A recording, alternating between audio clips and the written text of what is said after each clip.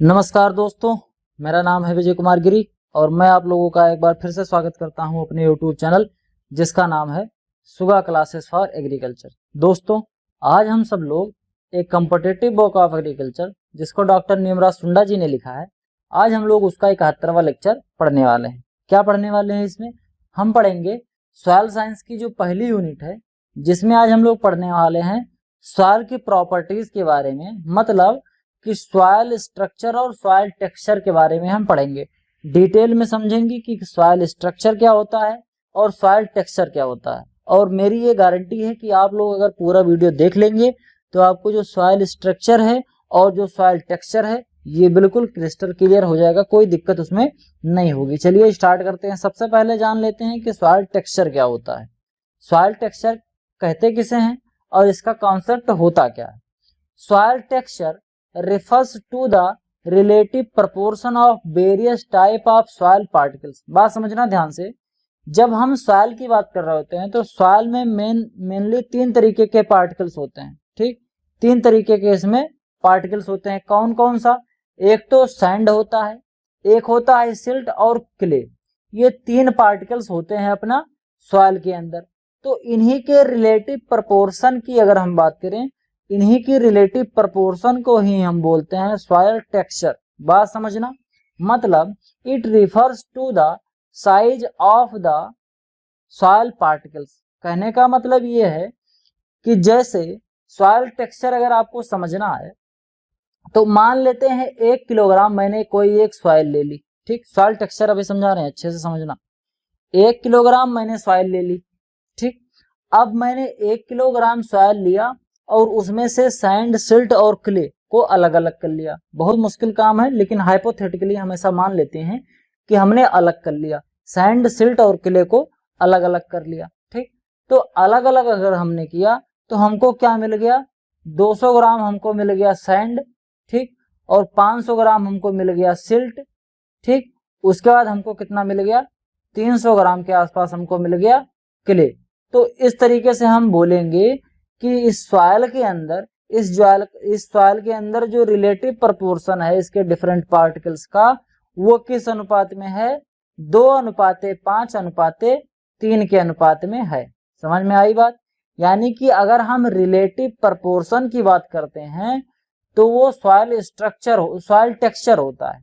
जब भी soil texture की बात होगी तो उसमें ये चीज जरूर लिख कर आएगी। क्या? Relative proportion of various types of soil particles, ये जरूर लिख के आएगा। ठीक, इतना ये कीवर्ड है, relative proportion of various type of soil particles. Various type के जो सॉइल पार्टिकल्स होते हैं उनका रिलेटिव प्रोपोर्शन जो होता है उसी को हम कहते हैं सॉइल टेक्सचर। किसी सॉइल में किस अमाउंट में सैंड है, किस अमाउंट में सिल्ट है और किस अमाउंट में क्ले है, ये निर्धारित करता है कि सॉइल का टेक्सचर कैसा है। It refers to the size of the soil particle.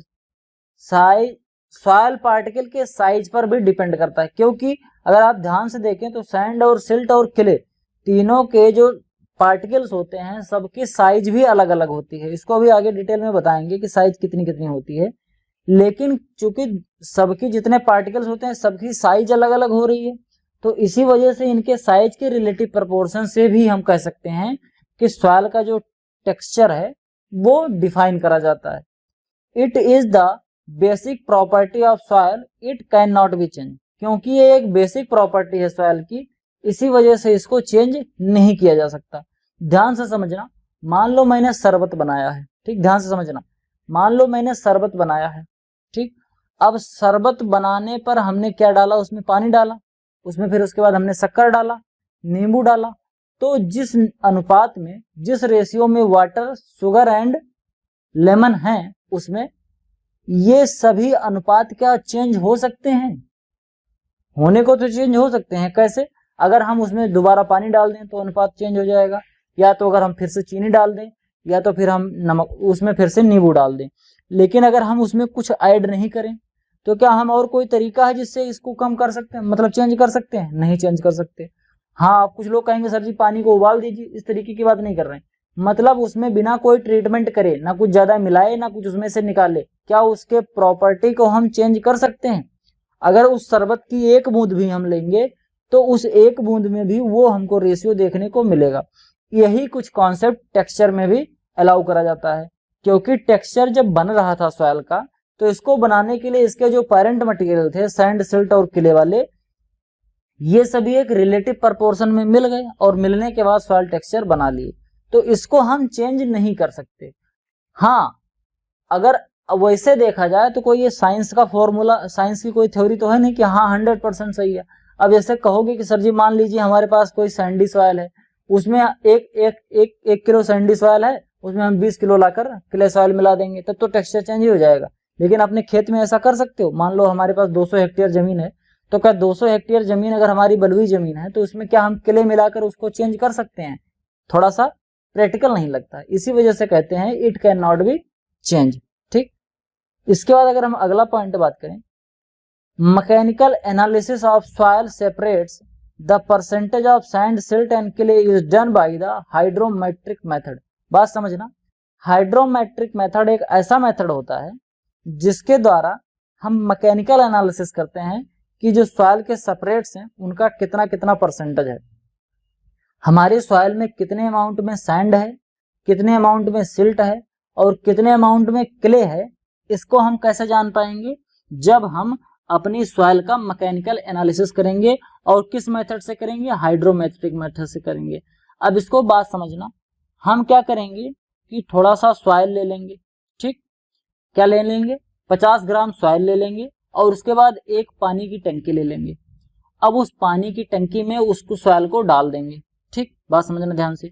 अब उसमें जो सैंड वाली चीजें होंगी, जो सैंड पार्टिकल्स होंगे, वो बहुत जल्दी जमीन के बिल्कुल, वो जो हमारा टंकी रहेगा उसकी टंकी के बिल्कुल निचली सतह पर तुरंत जाकर बैठ जाएंगे थोड़ी देर के अंदर। उसके ऊपर फिर आपका जो सिल्ट है वो बैठ जाएगा और सबसे ऊपर जो है वो क्ले बैठेगा। धीरे धीरे इसी तरीके, पहले सैंड बैठेगा, फिर क्ले बैठेगा, उसके बाद फिर सैंड बैठेगा, फिर सिल्ट बैठेगा और सबसे ऊपर जो है आपका वो क्ले बैठेगा। तो धीरे धीरे जमीन, मतलब जो उसके जो सतह है बिल्कुल निचला तल है, वहां पर बैठेंगे।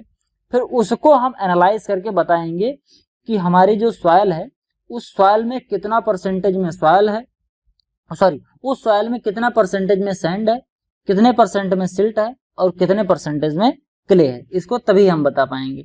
इसके बाद अगर हम अगले बात करें, classification of soil particle size. Soil particle की जो साइज है उसको इंटरनेशनल सॉइल साइंस स्टैंडर्ड के हिसाब से डिवाइड करा गया है मिलीमीटर में, कि कौन से सॉइल को हम क्या बोलेंगे उसके पार्टिकल के हिसाब से। अगर हम बात करें कोई ऐसा सॉइल पार्टिकल जिसका डायमीटर 2 मिलीमीटर से ज्यादा हो तो उसको हम बोलते हैं ग्रेवल्स। सिंपल भाषा में समझो कंकड़, यानी कि 2 मिलीमीटर से ज्यादा बड़े जो चीजें होती हैं सॉइल में उसको हम बोलते हैं कंकड़। ये आपको कंकड़ का एग्जाम्पल देखने को मिल रहा है। इसके बाद अगर हम बात करें कोर सैंड की, तो 0.2 मिलीमीटर से लेकर 2 मिलीमीटर तक जो होता है उसको हम कोर सैंड बोलते हैं। ये आपका कोर सैंड का एग्जाम्पल है। सिंपल भाषा में ऐसे समझो कि घर बनाने के लिए जो मोरंग यूज करते हैं वो कोर सैंड होती है। समझ गए? जो घर बनाने के लिए क्या यूज करते हैं, जो मोरंग यूज करते हैं वो कोर सैंड होती है, और जो गिट्टी यूज करते हैं वो ग्रेवल्स होता है। इसके बाद अगर हम फाइन सैंड की बात करें, 0.02 मिलीमीटर से लेकर 0.2 मिलीमीटर के बीच के जिनका डायमीटर होता है उनको हम फाइन सैंड बोलते हैं, जिसको रेत कहते हैं। घर बनाने में इन तीनों का यूज किया जाता है। ध्यान से समझना, जब हम घर बनाते हैं तो गिट्टी, मोरंग और रेत तीनों का यूज किया जाता है। इनको क्रमशः इस क्लासिफिकेशन में ग्रेवल, कोर सैंड और फाइन सैंड कहते हैं। इसके बाद फिर अगला बात आता है सिल्ट की। नदी के किनारे अगर आपने देखा होगा, ऐसे समझो कि नदी में जब बाढ़ आती है तो बाढ़ आने के बाद कुछ एरिया ऐसा होता है जो बाढ़ के समय पर वहां जलभराव होता है, और बाद में फिर क्या होता है कि जब पानी नदी का घटने लगता है तो वो सूख जाता है। तो इस तरीके की एरिया में जहां बरसात के समय पर पानी भरा रहता है और गर्मियों के दिनों पर सूखा रहता है, वहां पर आपको नदी के द्वारा बहाकर लाई गई सिल्ट देखने को मिलती है। इस तरीके की कुछ सिल्ट होती है जहां पर गेहूं की खेती बड़ी अच्छी सी होती है। समझ के? तो इसी को हम सिल्ट बोलते हैं। इसका जो डायमीटर होता है वो 0.02 मिलीमीटर से लेकर 0.002 मिलीमीटर तक होता है। इसके बाद अगर हम क्ले की बात करें, जिससे आपका मिट्टी का बर्तन बनाया जाता है, चाक बनाया जाता है, ये सबसे फाइन आर्टिकल्स होते हैं, मतलब सबसे फाइन पार्टिकल्स होते हैं। इनका जो डायमीटर होता है वो 0.002 मिलीमीटर से भी कम होता है। 0.002 मिलीमीटर से अगर कम रहेगा तो क्या कर देंगे, उसको हम क्ले बोल देंगे। ध्यान से समझना, एक चीज मैं लिख रहा हूं, मैंने लिख दिया यहाँ 2, इसके बाद फिर मैंने लिख दिया 0.2, फिर मैंने लिख दिया 0.02, फिर उसके बाद क्या लिख दिया 0.002, इसके बाद फिर क्या लिख दिया, एक सेकंड, 0, फिर इसके बाद लिख दिया 0.002 और उसके बाद फिर क्या लिख दिया 0.0002। अब ध्यान से समझना, जब हम बात करेंगे कोर की, ग्रेवल्स की, तो इससे जो बड़ा होगा, यहां तो आ गया ग्रेवल्स, इसके बीच में क्या आ रहा है आपका, इसके बीच में आपका आएगा कोर सैंड, इसके बीच में क्या आएगा फाइन सैंड, इसके बीच में क्या आएगा सिल्ट, और इसके बीच में क्या आएगा, इन दोनों के बीच में आपका क्ले आएगा। समझना कि हर बार जो डेसिमल है, हर बार जो डेसिमल है 2 में, वो एक डिजिट लेफ्ट की तरफ खिसकता जा रहा है। ध्यान समझना, इसमें देखो डेसिमल 2 की इधर था, फिर यहाँ पर एक खिसक गया, यहाँ आ गया। अब इनके बीच का जो रेंज हो रहा है वो अपने आप ऐसे बनता जाएगा। समझ गए? तो इस तरीके से आप इसको याद कर सकते हैं आसानी से। एक बार अगर आप इसको इस तरीके से लिखेंगे और लिखने के बाद फिर बीच बीच में इनका नाम डाल देंगे ऐसे एरो बना के, तो आपको आसानी से समझ में आएगा, अच्छा इसके बीच में यह है, इसके बीच में यह है, इसके बीच में यह है, आसानी से याद हो जाएगा, कोई दिक्कत नहीं होगी, कुछ उसमें ज्यादा कठिन काम नहीं है। अगर हम ध्यान से देखें साइज के हिसाब से कि ग्रेवल, सैंड, सिल्ट और क्ले किस टाइप का होता है, तो इस टाइप का होता है। ये ग्रेवल्स है इतना बड़ा सा, उसके ऊपर अगर उसके रेशियो में बात करें सैंड इतना बड़ा सा होगा, सिल्ट है आपका एक पॉइंट जैसा होगा, और जबकि ये जो आपका क्ले होगा वो इनविजिबल होगा इस स्केल पर। जिस स्केल पर हम बात कर रहे हैं, ये स्केल पर देखिए 2 मिलीमीटर तक का मैंने बताया था, 2 मिलीमीटर या उससे बड़ा होता है ग्रेवल। तो इसके मुकाबले अगर हम बात करें तो ये इतना ज्यादा छोटा होता है कि ये दिखेगा भी नहीं। इसके बाद अगर हम अगला बात करें टेक्सचर क्लासेस की, अगर बात करें कि सॉइल टेक्सचर की कौन कौन सी क्लासेस होती हैं, तो वो 3 तरीके की होती हैं। एक तो सैंडी सॉइल, नाम से पता चल रहा है मतलब इस सॉइल में सैंड ज्यादा है। बात समझना, इसको सैंड सॉइल नहीं कह रहे हैं।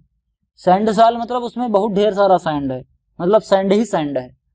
लेकिन सैंडी सॉइल कहा जा रहा है, मतलब रेत नहीं कहा जा रहा है, रेतीली मृदा की बात कर रही हूँ। तो यहाँ पर क्या होगा, कोई भी सॉइल सैंडी सॉइल तब कहलाएगी जब उसके अंदर जो सैंड है वो 85% से ज्यादा होगा, यानी कि 85% से ज्यादा अगर उसमें सैंड हो जाएगा तो उसको सैंडी सॉइल कहेंगे।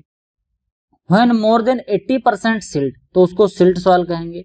अगर किसी सॉइल में सिल्ट की मात्रा 80% से ज्यादा हो जाती है तो उसको हम क्या बोलते हैं, सिल्ट सॉइल बोलते हैं। फिर इसके बाद अगला हम बात करें clay soil. When more than 40% clay, अगर किसी सॉइल में क्ले की मात्रा 40% से ज्यादा हो जाती है तो उसको हम क्या बोलते हैं, क्ले सॉइल बोलते हैं। अब ध्यान से एक बार समझना, बिना स्क्रीन को देखे हुए खाली बात सुनो। सैंडी सॉइल कब होगी, जब उसमें सैंड की मात्रा 85% से ज्यादा होगी। सिल्ट सॉइल कब होगा, जब उसमें सिल्ट की मात्रा 80% से ज्यादा होगी। और उसके बाद क्ले सॉइल कब होगा, जब उसमें क्ले की मात्रा 40% से ज्यादा होगी। तो आपको ये अब समझ में आया होगा। बात कर लेते हैं जो टेक्सचर होता है। टेक्सचर के हिसाब से कई प्रकार की सॉइल्स होती हैं, उसमें जो सबसे पहला है वो है आपका लोम सॉइल। क्या होता है, these are best for agricultural production because they retain more water and nutrient than sandy soil. आपका जो लोम सॉइल होता है ये सबसे अच्छा सॉइल होता है, क्योंकि एग्रीकल्चर क्रॉप के प्रोडक्शन के लिए ये सॉइल सबसे अच्छी मानी जाती है। इसमें अधिकतर जितनी एग्रीकल्चर की क्रॉप होती हैं उनको हम सबको आसानी से ग्रो कर लेते हैं। इनके अंदर जो वाटर होल्डिंग कैपेसिटी होती है ये भी ज्यादा होती है, और इसके साथ साथ इसके अंदर जो न्यूट्रिएंट होता है वो भी ज्यादा होता है सैंडी सॉइल की अपेक्षा। तो किसी भी क्रॉप को ग्रो करने के लिए 2 चीजें चाहिए, एक तो खेत में वाटर होल्डिंग कैपेसिटी ज्यादा हो और दूसरी उसके अंदर न्यूट्रिएंट ज्यादा हो। तो चूंकि लोमी सॉइल में दोनों चीजें पर्याप्त मात्रा में होती हैं, वाटर होल्डिंग कैपेसिटी भी इनकी अच्छी होती है और न्यूट्रिएंट भी इसमें पर्याप्त मात्रा में होती है। इसी वजह से इसको अच्छी सॉइल माना जाता है, सबसे ज्यादा अच्छी सॉइल माना जाता है अपनी क्रॉप को प्रोड्यूस करने के लिए। इस तरीके का कुछ देखने में लगता है आपका जो लोमी सॉइल होता है। Suitable for most of the crop, जितने भी हमारी क्रॉप्स होती हैं एग्रीकल्चर वाली, सभी क्रॉप्स के लिए लगभग जो लोमी सॉइल होती है ये सभी क्रॉप्स के लिए लगभग अच्छी मानी जाती है, मतलब लगभग सभी क्रॉप इसमें ग्रो कर सकते हैं। है better drainage, aeration and tillage properties than clay soil. Clay soil की अपेक्षा इसके अंदर ड्रेनेज फैसिलिटी, एरेशन और टिलेज आसानी से होता है। क्ले सॉइल क्या होता है कि जब गर्मी का समय आता है, जब खेत सूखता है तो वो इतना ज्यादा टाइट हो जाता है कि उसको हम टिलेज नहीं कर सकते आसानी से, और टिलेज करते समय उसमें बड़े बड़े से क्लॉट्स निकल आते हैं, मतलब ढेला जिसको कहते हैं। तो एक तो वो प्रॉब्लम हो जाती है जिससे सीड विड प्रिपरेशन बहुत खराब हो जाता है, तो टिलेज वाली प्रॉब्लम आ जाती है। उसके बाद अगर क्ले सॉइल में आपके पानी भर गया है, अगर कोई खेत है क्ले सॉइल है, अगर उसमें पानी भर गया है तो अगर आप उसको पानी ड्रेनेज के थ्रू निकाल भी देंगे तब भी उसके अंदर इतनी ज्यादा वाटर होल्डिंग कैपेसिटी होती है कि आपकी खेत में बहुत ढेर सारा पानी रहेगा और आपकी जो क्रॉप है उसको खराब करने भर का पानी उसमें पर्याप्त रहेगा। इसके बाद इसका अगर हम बात करें तो और भी प्रॉब्लम होती है कि जब ये खेत में सूख जाता है, जब धीरे धीरे ड्राई होता है खेत, तो इसके अंदर जो पार्टिकल्स होते हैं वो आपस में इतना चिपक जाते हैं कि इनके बीच में हवा भी नहीं रहती है, जिससे प्लांट्स के जो रूट हैं वो जमीन के अंदर आसानी से पेनिट्रेट नहीं कर पाते हैं, अच्छे से ग्रो नहीं कर पाते हैं, और हमारा जो प्रोडक्शन है वो गिर जाता है। समझ गए, क्ले सॉइल में ऐसी प्रॉब्लम होती है। लेकिन हमारा लोमी जो सॉइल है उसमें इस टाइप की प्रॉब्लम नहीं होती है, इसीलिए लोमी सॉइल को सबसे अच्छा माना जाता है। इसके बाद अगर हम बात करें तो एक टर्म होता है हेवी सॉइल और एक टर्म अभी आगे पढ़ाऊंगा वो होता है लाइट सॉइल। हेवी सॉइल क्या होता है इसको समझ लेते हैं। The clay soil impart cohesion and thickness and fine texture of the soil and induce resistance to the passage of implements। बात समझना ध्यान से, जब कोई क्ले सॉइल सूख जाती है तो सूखने के बाद वो आपस में कुछ इस तरीके से टाइट मिक्स हो जाती है, उनके बीच में ऐसे दरारें पड़ जाती हैं। अब ये सॉइल इतनी ज्यादा टाइट हो जाती है कि अगर कोई इसका एक ढेला उठा के किसी के सर पर मार दो तो उसका सर फट जाएगा, इतना ज्यादा मजबूत हो जाता है। तो अगर आपको इस खेत में हल चलाना होगा तो क्या आसानी से हल चलाया जा सकता है? नहीं चलाया जा सकता। क्यों? क्योंकि इसमें सॉइल के जो पार्टिकल्स हैं वो इतने ज्यादा टाइटली एक दूसरे से कोहेजन और थिकनेस की वजह से इतना ज्यादा टाइटली एक दूसरे के साथ अटैच हैं कि उनको हम कायदे से जुताई कर ही नहीं सकते। तो इसी को हम बोलते हैं हेवी सॉइल। मतलब कि पैसेज इंप्लीमेंटेशन के समय जिस सॉइल में ज्यादा रेजिस्टेंट होगा उसको हम हेवी सॉइल बोलेंगे। यानी कि जिस खेत की जुताई करने के लिए ट्रैक्टर को या बैल को ज्यादा फोर्स लगाने की जरूरत पड़ेगी, ज्यादा बल लगाने की जरूरत पड़ेगी, उसको हम हेवी सॉइल बोलेंगे। और जिस सॉइल की कल्टीवेशन के लिए ज्यादा फोर्स नहीं लगाने की जरूरत पड़ेगी उसको हम लाइट सॉइल कहते हैं। In other words it make soil heavy. इसी की वजह से ये सॉइल जो होती है आपकी क्ले सॉइल जो होती है वो हैवी होती है। These soil are suitable for cotton, rice and sorghum. ये जो हैवी सॉइल होती हैं ये कॉटन, राइस और सोरगम के प्रोडक्शन के लिए अच्छी मानी जाती हैं। ये जो कुछ क्रॉप्स हैं इनको आसानी से इस टाइप के सॉइल में हम ग्रो कर सकते हैं। इसके बाद light soil. In comparison to clay soil, sandy soil often little resistant to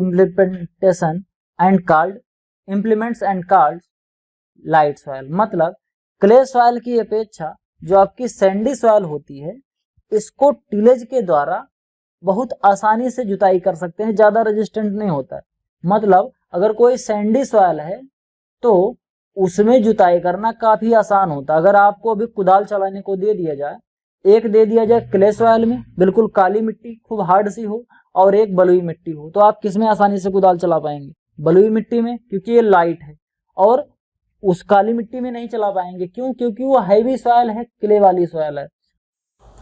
यहां पर एक बात समझना जरूरी है कि हैवी सॉइल और लाइट सॉइल का ये बिल्कुल मतलब नहीं होता है कि लाइट सॉइल जो है वो हल्की है और जो हैवी सॉइल है वो भारी है। इनका वजन से कोई भी तात्पर्य नहीं है, इनका वजन से कोई भी रिलेशन नहीं है। अगर ऐसा होता तो जो आपकी सैंडी सॉइल है ये आपकी लाइट सॉइल ना होकर हैवी सॉइल होती, क्योंकि सैंडी सॉइल जो बालू होता है ज़्यादा वजनदार होता है आपका जो क्ले सॉइल होता है उसकी अपेक्षा। लेकिन ये जो चीज़ है हैवी और लाइट सॉइल, ये केवल और केवल इस कॉन्सेप्ट पे बेस्ड है कि जुताई के समय पर जिसमें ज़्यादा फोर्स लगेगा वो हैवी सॉइल और जिसमें कम फोर्स लगेगा वो लाइट सॉइल। आई होप आपको आसानी से समझ में आ रहा होगा कि लाइट सॉइल और हैवी सॉइल का क्या कॉन्सेप्ट है। लाइट सॉइल के लिए अगर हम बात करें कि कौन सी सुटेबल क्रॉप होती है, तो ग्राउंडनट, पोटैटो, टोबैको, लेग्यूम्स, ये जो क्रॉप्स होती हैं ये क्रॉप आपके लाइट सॉइल में आसानी से ग्रो कर जाती हैं। The term heavy and light refers to the degree of resistance, यानी कि जुताई के समय कितना फोर्स लगाना पड़ रहा है उसी से रिलेटेड होता है हैवी और light, but not wet. Wet पर कोई इनका प्रभाव नहीं होता, वेट से इनका कोई मतलब नहीं होता है। यही मैंने थोड़ी देर पहले समझाया था। इसके बाद अगर हम नेक्स्ट पॉइंट की बात करें तो आपका जो अगला पॉइंट है वो है सॉइल स्ट्रक्चर। बात समझते हैं कि सॉइल स्ट्रक्चर क्या होता है। Refers to the arrangement and grouping of primary soil particles, sand, silt, clay and their aggregates. बात समझना कि जो हमारे प्राइमरी सॉइल पार्टिकल्स, जिनका अभी मैंने सॉइल टेक्सचर को पढ़ाते समय बताया था, सैंड, सिल्ट और क्ले, वहाँ पर बात क्या हो रही थी, रिलेटिव प्रपोर्शन की। जब हमें कभी टेक्सचर की बात करेंगे तो रिलेटिव प्रपोर्शन की बात आती थी। उसी तरीके से जब कभी हम स्ट्रक्चर की बात करेंगे तो उसमें अरेंजमेंट आएगा ज़रूर, arrangement of primary soil particles and their aggregates. Soil के पार्टिकल्स किस अरेंजमेंट में हैं। अभी तक तो हम बात कर रहे थे टेक्सचर में कि कितनी कितनी मात्रा में है। सॉइल टेक्सचर में हम बात कर रहे थे कि हमारे जो सॉइल के प्राइमरी पार्टिकल्स हैं वो कितनी कितने मात्रा में है, किस रेशियो में है या किस परसेंटेज में है। लेकिन स्ट्रक्चर में हम बात करेंगे कि ये एक दूसरे के साथ किस तरीके से जुड़े हुए हैं, किस पैटर्न में, किस तरीके से ये ग्रुपिंग करे हुए हैं। इन्हीं को हम बोलते हैं soil structure. It content डिफाइड pattern call soil structure. जो एक डिफाइड पैटर्न होता है सैंड, सिल्ट और क्ले का एक दूसरे के साथ मिक्स होकर रहने का, उन्हीं को हम बोलते हैं सॉइल स्ट्रक्चर। जितने भी सैंड, सिल्ट, क्ले और इनके एग्रीगेट्स होते हैं ये सॉइल में किस पैटर्न में, किस ग्रुप में, किस तरीके से रह रहे हैं एक दूसरे के साथ, उसी को हम सॉइल स्ट्रक्चर बोलते हैं। Soil structure describe the arrangement of the solid part of the soil and of the pore space between located between them। Soil structure में हम डिफाइन करते हैं कि सॉइल के जो सॉलिड पार्ट्स हैं इसके साथ साथ जो उसके सॉइल के अंदर के जो पोर्स हैं ये आपस में एक दूसरे के साथ किस तरीके से अरेंज हैं, इन्हीं को हम क्या बोलते हैं, सॉइल स्ट्रक्चर बोलते हैं। It refers to the physical shape of soil and particles. ये जो सॉइल का फिजिकल शेप होता है इसी को हम सॉइल पार्टिकल्स के रूप में रिफर्स करते हैं। कब? जब हम बात कर रहे होते हैं सॉइल स्ट्रक्चर की बात कर रहे होते हैं। Individual aggregates are known as peds and secondary units. Individual aggregates जितने होते हैं, सॉइल के जितने इंडिविजुअल एग्रीगेट्स होते हैं उनको हम पेड्स बोलते हैं। बात समझना, चाहे सैंड हो, चाहे क्ले हो, चाहे सिल्ट हो, जब इनके इंडिविजुअल एग्रीगेट्स की बात करेंगे तो इनको हम सेकेंडरी यूनिट या पेड्स बोलते हैं। इसी को पेडॉन भी कहा जाता है। समझिए बात। सॉइल स्ट्रक्चर जो होता है इसको हम चेंज कर सकते हैं। कैसे? इसके अंदर प्लाविंग करके, यानी कि जुताई करके। जैसे मान लो कि खेत में ढेर सारा ढेला है तो हमने रोटावेटर करवा दिया तो मिट्टी जो है वो बहुत कॉम्पैक्ट थी, एक दूसरे के साथ बहुत टाइट से जुड़े हुए थे, तो हमने उसमें रोटावेटर चलवा दिया तो वो एक दूसरे के साथ थोड़ा ढीले हो गए, मिट्टी भुरभुरी हो गई। समझ गए? कल्टीवेशन के द्वारा, ड्रेनेज के द्वारा, लाइमिंग के द्वारा, मैन्योरिंग के द्वारा, मतलब जितने भी प्रैक्टिस करके हम जो सीड बेड बनाते हैं, जब हम खेत में सीड की बुआई से पहले जो सीड बेड बना रहे होते हैं वो सीड बेड बनाने का जो मेन पर्पज होता है, वो मेन पर्पज यही होता है कि हम जो सॉइल का स्ट्रक्चर है उसको चेंज कर लें, जिससे हमारा जो सीड है वो प्रॉपरली जर्मिनेट हो पाए। नेचुरल एग्रीगेट्स को हम क्या बोलते हैं? पेड्स। अब क्लॉड की बात करते हैं। क्लॉड को बोलते हैं ढेला, गांव देहात में इसको ढेला बोलते हैं। जब हम खेत की जुताई करते हैं तो खेत की जुताई करते समय जो बड़े बड़े से चप्पाड़े निकल जाते हैं उन्हीं को हम ढेला कहते हैं। ठीक। It is use for a coherent mass of soil broken into any shape by artificial means such as tillage. जब हम खेत की जुताई करते हैं, सूखा खेत हो उसमें जुताई करो तो उसमें ढेर सारे ढेले निकलते हैं, उन्हीं को हम इंग्लिश में क्लॉड बोलते हैं, हिंदी में ढेला बोलते हैं। समझ गए? Shape of soil structure. Soil structure के ढेर सारे शेप होते हैं।